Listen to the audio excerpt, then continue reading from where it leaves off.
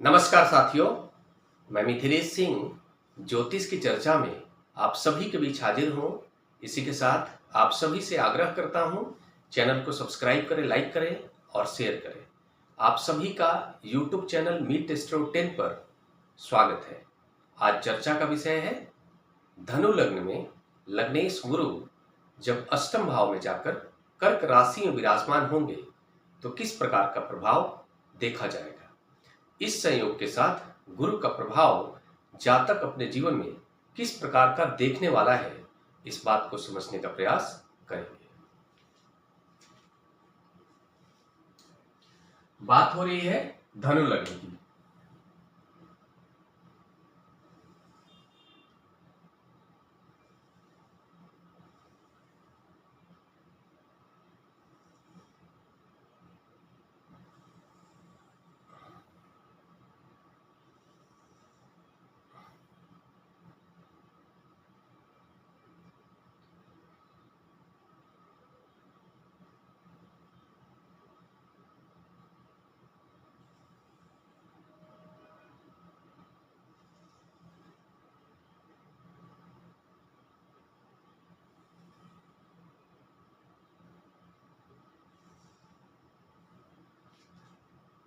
आप सभी जानते हैं इसको पहला भाव भी कहते हैं और लग्न भाव भी कहते हैं। अगर धनु लग्न की बात हो रही है तो पहले भाव में 9 नंबर लिखा आएगा। 9 नंबर राशि धनु राशि होती है।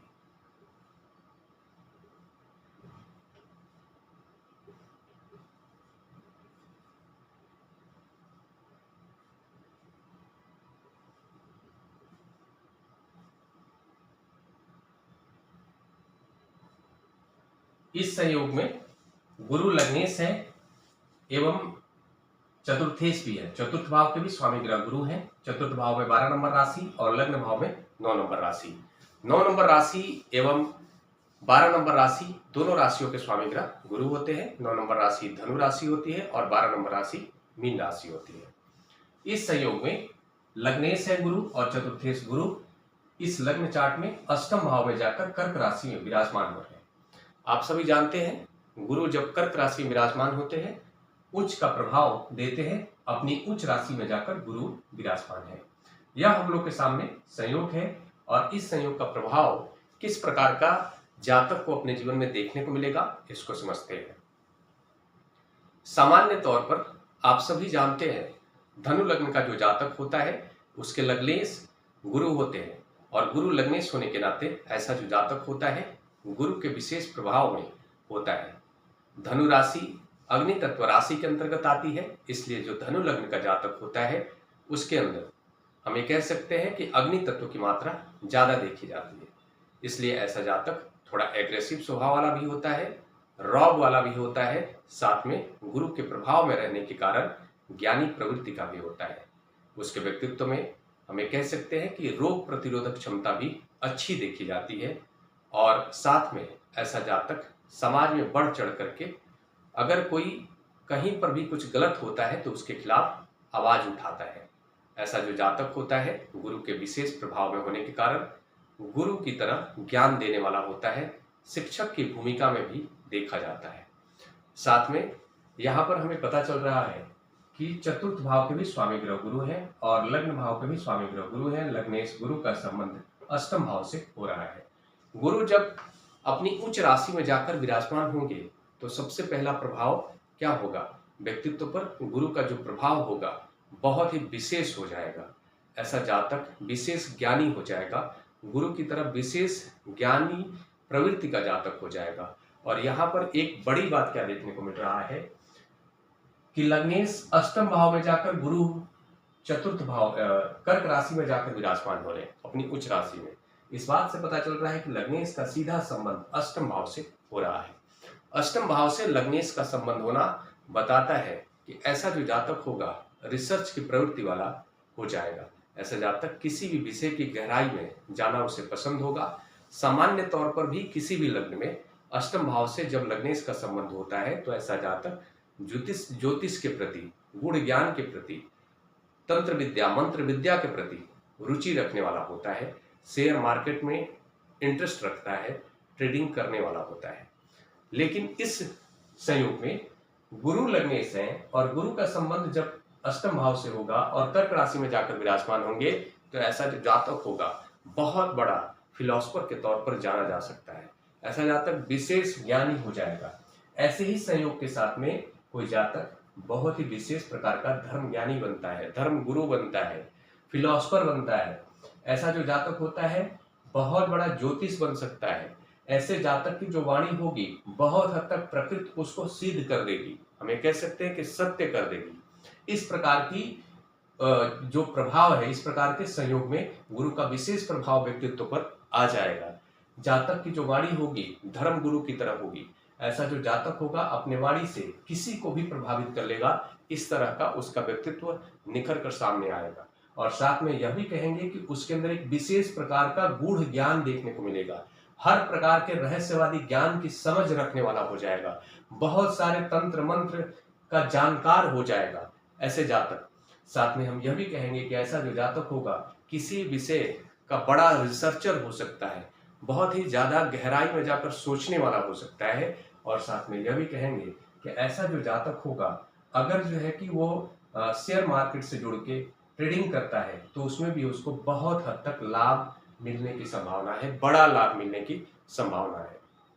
साथ में हमें यह भी पता चल रहा है कि इस लग्न चार्ट में चतुर्थ भाव के स्वामी ग्रह गुरु है और वो अपने से पहला, दूसरा, तीसरा, चौथा एवं पांचवा चतुर्थ भाव का संबंध अष्टम भाव से है और चतुर्थेश अपने से पंचम भाव में जाकर कर्क राशि में विराजमान है। इस बात से पता चलता है कि ऐसा जो जातक होगा उसके जीवन में जो भी सुख प्राप्त होगा वो अष्टम भाव से संबंधित क्षेत्रों से होगा। हमें कहेंगे कि ऐसा जातक बड़ा फिलोसफर, बड़ा धर्मगुरु, बड़ा ज्योतिष हो सकता है और इन्हीं क्षेत्रों में बड़ा पराक्रम करके हर प्रकार के सुख को प्राप्त करने वाला होगा। हर प्रकार की जो मनोकामना होगी भोग विलास से संबंधित वो उसकी पूरी होते हुए देखी जाएगी। बड़ा गाड़ी, बड़े बंगले, इस तरह के सभी उसकी जो मनोकामना है पूर्ण होगी।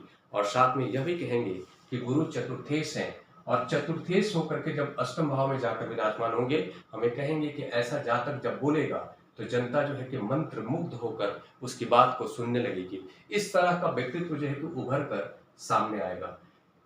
साथ में हम यह भी देखेंगे गुरु जब यहाँ विराजमान होंगे, आप सभी जानते हैं गुरु जो है कि गुरु की 3 दृष्टियां होती है, 5वीं, 7वीं और 9वीं। गुरु की पहली दृष्टि पहला, दूसरा, तीसरा, चौथा एवं 5वां।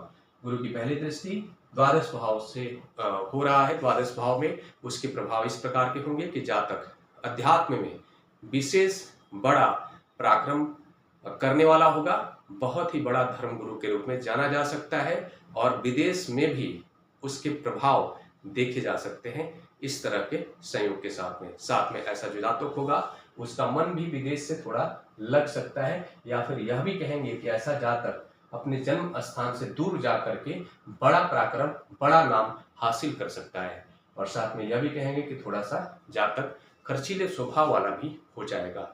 और एक और बात देखनी होगी, यहाँ पर गुरु जब यहाँ पर गुरु की जो है पहली दृष्टि द्वादश भाव पर एवं दूसरी दृष्टि जहां पर मकर राशि बन रही है, यहाँ पर आप सभी जानते हैं इसको धन भाव भी कहते हैं और द्वितीय भाव भी कहते हैं। द्वितीय भाव से गुरु का जब संबंध होगा और गुरु उच्च राशि में होकर जब द्वितीय भाव से संबंध बनाएंगे तो इसके फलस्वरूप हमें कहेंगे कि ऐसा जो जातक होगा उसके परिवार के जो लोग होंगे, बड़े परिवार से बिलोंग करने वाला जातक हो सकता है। उसके बड़े परिवार में बहुत ज्यादा सदस्यों की संख्या देखी जा सकती है और साथ में उसका जो व्यवहार होगा अपने जो भी रिश्तेदार होंगे, जो कुटुंब होंगे, उनके साथ बहुत अच्छा देखा जाएगा।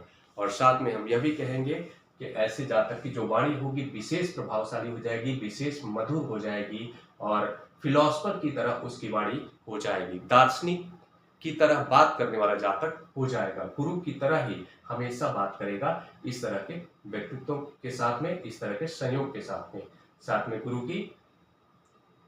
गुरु की जो तीसरी दृष्टि है वो चतुर्थ भाव पर भी पड़ रही है। गुरु जब उच्च राशि में होकर और चतुर्थ भाव में अपनी ही राशि में जब विराजमान अपना दृष्टि प्रभाव डालेंगे तो इसका प्रभाव यह होगा कि ऐसा जातक हर प्रकार का सुख जीवन में प्राप्त करेगा और घर में शांति के माहौल भी उसके देखे जाएंगे।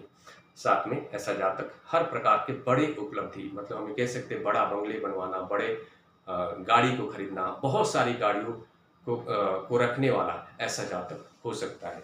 और ये सब कुछ उसे प्राप्त किस प्रकार के क्षेत्र से होगा? अष्टम भाव से संबंधित क्षेत्रों से हो सकता है, और साथ में उसके खुद के पराक्रम से होगा। यह भी कहेंगे कि ऐसे जातक को जो भी जीवन में सुख प्राप्त होगा उसके खुद के पराक्रम से होगा और बड़ा उपलब्धि हासिल करेगा, हम यह भी कहेंगे। और फिलॉसफी के क्षेत्र में भी, ज्योतिष के क्षेत्र में, रिसर्च के क्षेत्र में, शेयर मार्केट के क्षेत्र में उसके जो भी प्रेडिक्शन होंगे वो कभी भी खाली नहीं जाएंगे, इस तरह की स्थिति में।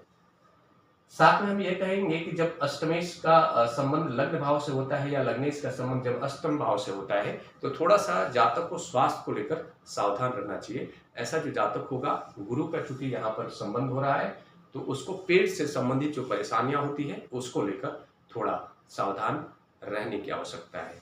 और साथ में ये जो भी प्रभाव बताया गया है ये सामान्य प्रभाव के तौर पर बताया गया है। इन सभी प्रभाव में कमी या बढ़ोतरी दोनों देखा जा सकता है। वो डिपेंड करेगा सभी ग्रहों का प्लेसमेंट किस प्रकार का है, सभी ग्रह पूरे लग्न चार्ट में किस प्रकार की भूमिका में है, किस भाव के स्वामी ग्रह के साथ विराजमान है, कितने डिग्री पर है, किस नक्षत्र में है, किस ग्रह पर उनकी दृष्टि है, युति है, यह सब कुछ देखना होगा। उसके बाद ही पूरा प्रभाव पता चलेगा। ये सामान्य प्रभाव के तौर पर बताया गया है। इसी के साथ अगले विषय पर चर्चा के लिए आप सभी के बीच मिलूंगा। तब तक के लिए मेरा नमस्कार।